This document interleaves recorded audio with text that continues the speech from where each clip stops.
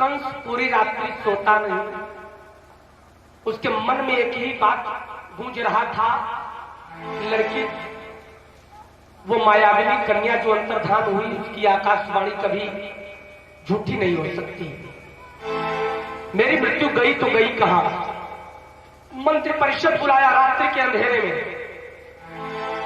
आपातकालीन बैठक, राजनीतिकात्मक व्यवस्था में भी मंत्रिपरिषद। आइए कंस की मंत्रिपरिषद आप लोगों को दिखाएं। किसी कथावाचक ने कंस की मंत्रिपरिषद, मेरा दावा है नहीं बताया होगा, मैं बता रहा हूं।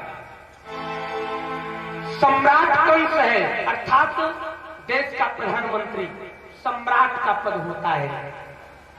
दूसरे नंबर पर होम मिनिस्टर अर्थात गृह मंत्री। कौन है? गृह मंत्री है मुष्टिक।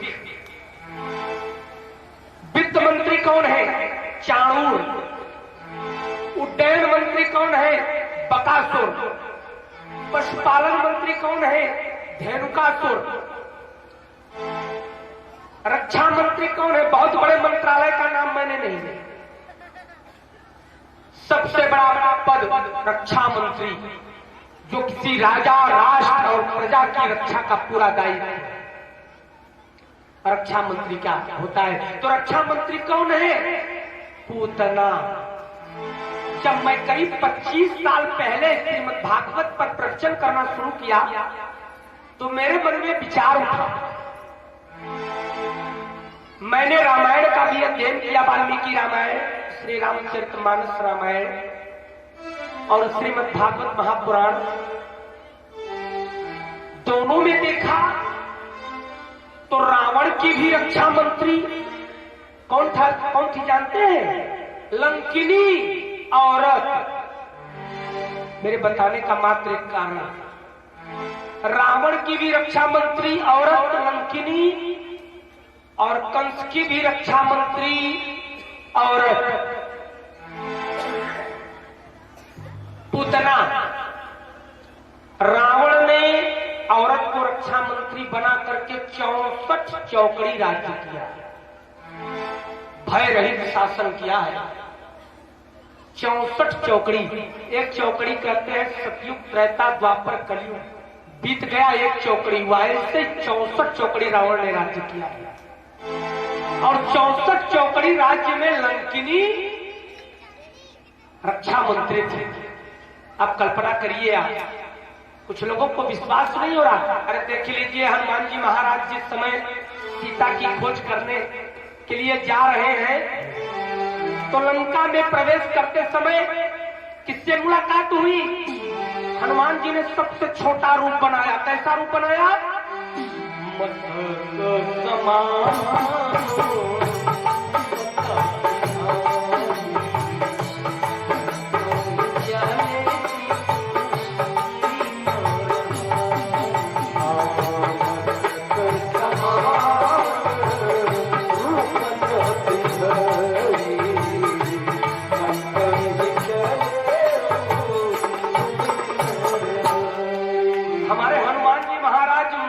के समान, मसा के समान रूप पकड़कर अंदर जा रहे हैं कि अपनी बुद्धि का परिचय दिया।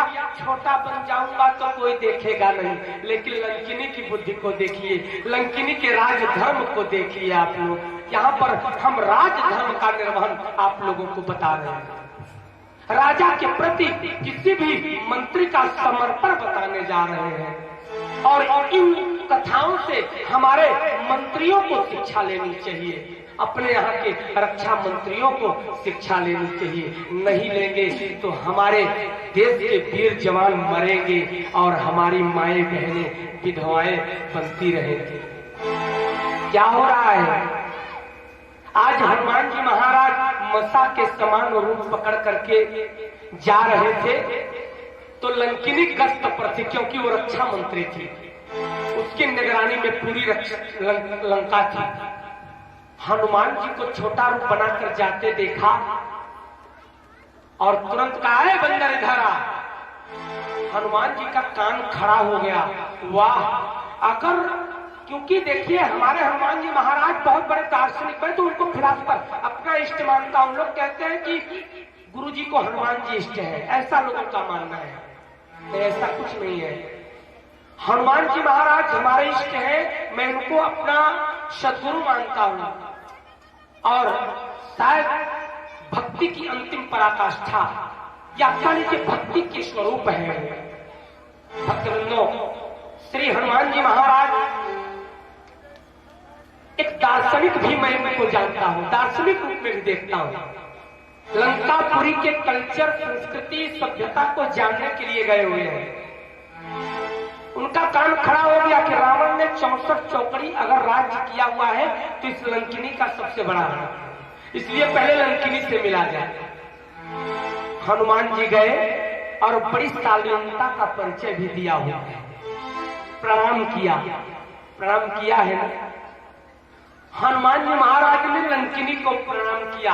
लंकिनी ने कहा राजधर्म निभाया, प्रणाम आशीर्वाद बाद में, पहले ये बता कि किसकी आज्ञा से तू मेरे लंका में जा रहा है। हनुमान जी ने कहा पहले ये बता तू कौन होती है मुझे रोकने वाली। छिड़ गई बहस। कहा मैं इस लंकापुरी की नहीं मालूम है, लंकिनी रक्षा मंत्री हूँ, रखवाली करती हूँ। कहा वाह, इसीलिए तो मैंने आपको प्रणाम किया कि आप रखवाली करती हो, इसलिए मैं आपको बता के जा रहा हूँ।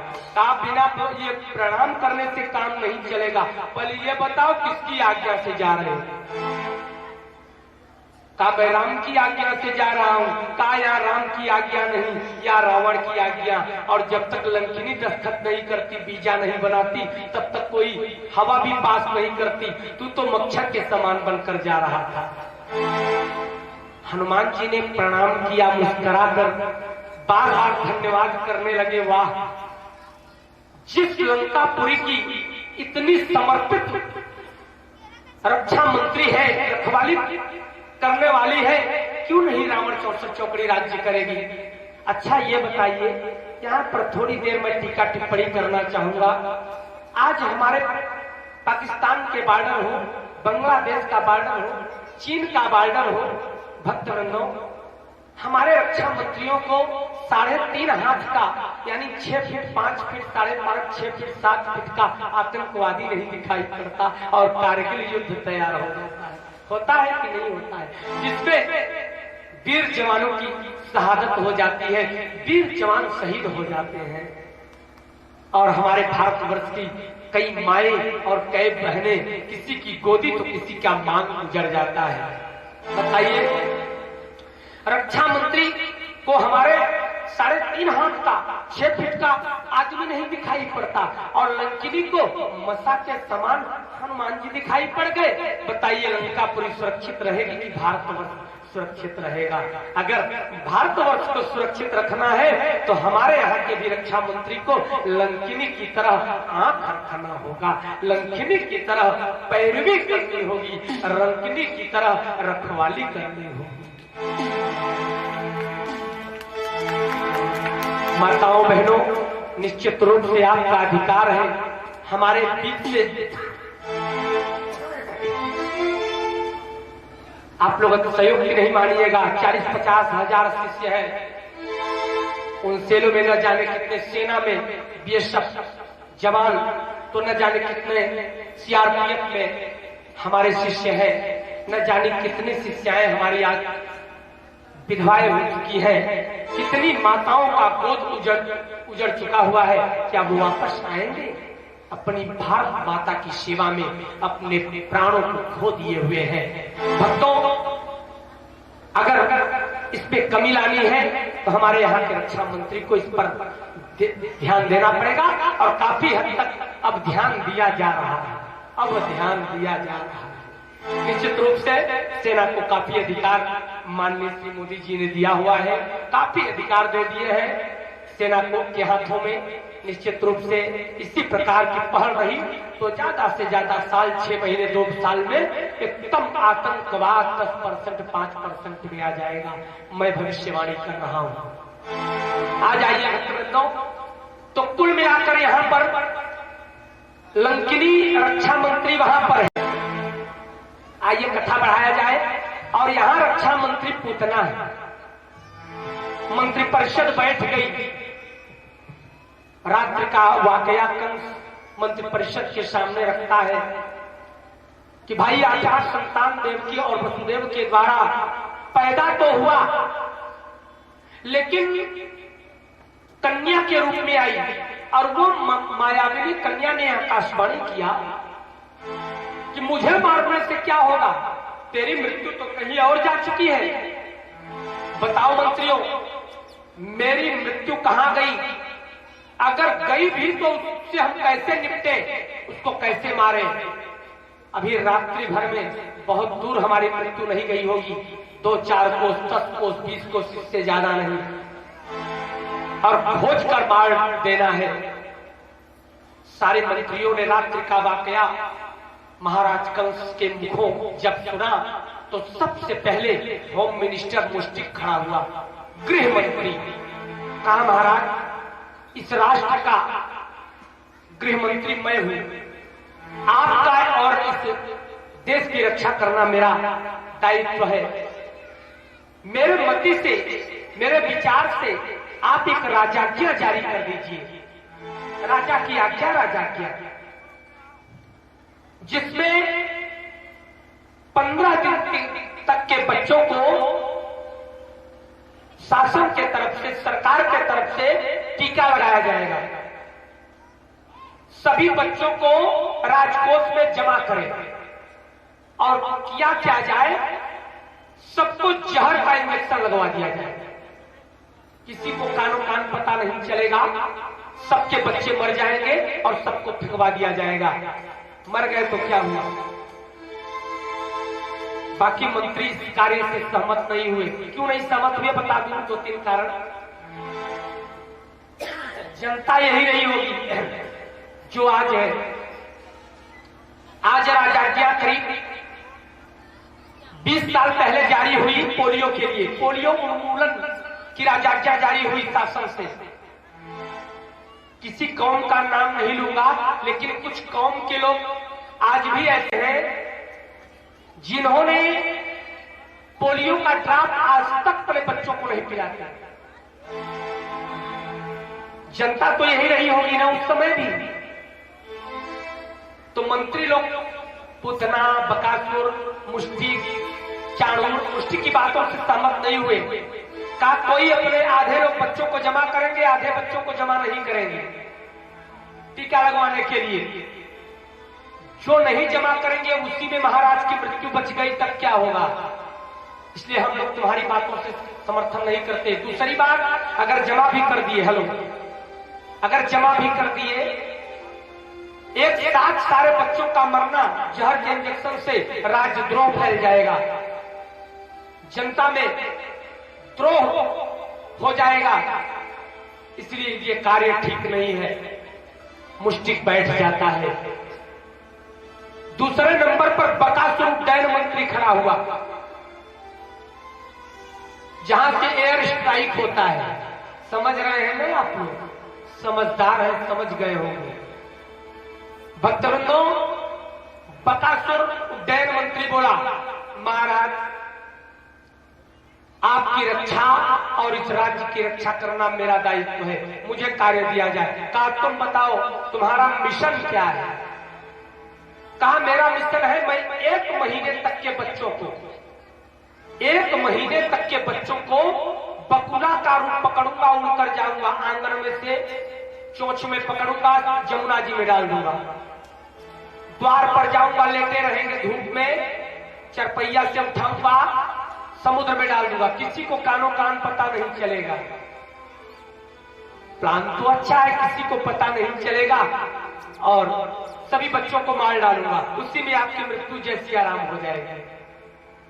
पूतना खड़ी हुई रक्षा मंत्री, बताओ बकासुर, 12 दिन तक बच्चे बाहर नहीं निकलते, प्रसव कक्ष में रहते हैं। तो जो 12 दिन के बच्चे हैं, अभी तो आज रात्रि ही महाराज की मृत्यु पैदा हुई है, तो 12 दिन तक के बच्चे जब बाहर नहीं रहेंगे तो उनको तुम कैसे मारोगे? जब बाहर रहेंगे तब तो बकुला का रूप पकड़ कर जाओगे, किसी के घर में चले जाओ। बकासुर का भी प्लान चौपट हो गया। बकासुर भी बैठ गए कि तुम्हारा कार्य भी ठीक नहीं है। पूतना खड़ी हुई रक्षा मंत्री, कहा महाराज ये कार्य मेरे को दिया जाए। पूतना से पूछा कंस ने, बताओ पूतने तुम कैसे हमारी मृत्यु को मारोगी? कहा महाराज 3 महीने तक के बच्चों को मैं ब्राह्मण क्षत्रिय वैश्य शूद्र चारों वर्णों के घरों में जाऊंगी, बाहर से लेकर अंदर प्रसव कक्ष तक जाकर खबर लूंगी और अपने स्तन में विष लगाए रहूंगी। बच्चे को लूंगी, स्तनपान कराकर लेटा दूंगी, चल दूंगी। लोग सोचेंगे बालक को चिरैया लगे। बच्चा एकाएक पीला पड़ जाता है ना। आप लोगों ने देखा होगा कि 12 दिन के अंदर कभी कभी बच्चा पीला पड़ जाता है, जिसे आजकल लोग पीलिया कहते हैं और बच्चे को लेकर आईसीयू में भाग जाते हैं। एकाएक ब्लड की कमी हो जाना, अर्थात ब्लड का विष रूप में परिवर्तित हो जाना।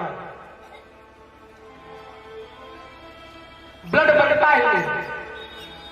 वही स्थिति ये 12 दिन तक जब तक बच्चा नहीं हो जाता तब तक ये खतरा मां को जो बच्चा पैदा करती है और बच्चे दोनों को खतरा बना रहता है। इसीलिए शास्त्रों में 12 दिन तक प्रसव कक्ष से बाहर निकलने का विधान न तो जातक को था और न माताओं बहनों को जो बच्चा पैदा करती है। शास्त्र में ऋषि मुनियों ने इस बात को लिखा हुआ है। पुतना ने कहा राजन आप मुझे आज्ञा दें, मैं सुंदर रूप बनाऊंगी, कोई मुझे पहचान भी नहीं पाएगा। ब्राह्मण क्षत्रिय वैश्य शूद्र सभी के घरों में जाऊंगी। आज से लेकर 3 महीने तक जितने बच्चे हैं सबको अपने स्तन में विष लगाकर पान करा दूंगी। कानों कान खबर नहीं होगा, पिलाने के बाद 4 घंटे के बाद पता चलेगा कि लड़का मर गया है।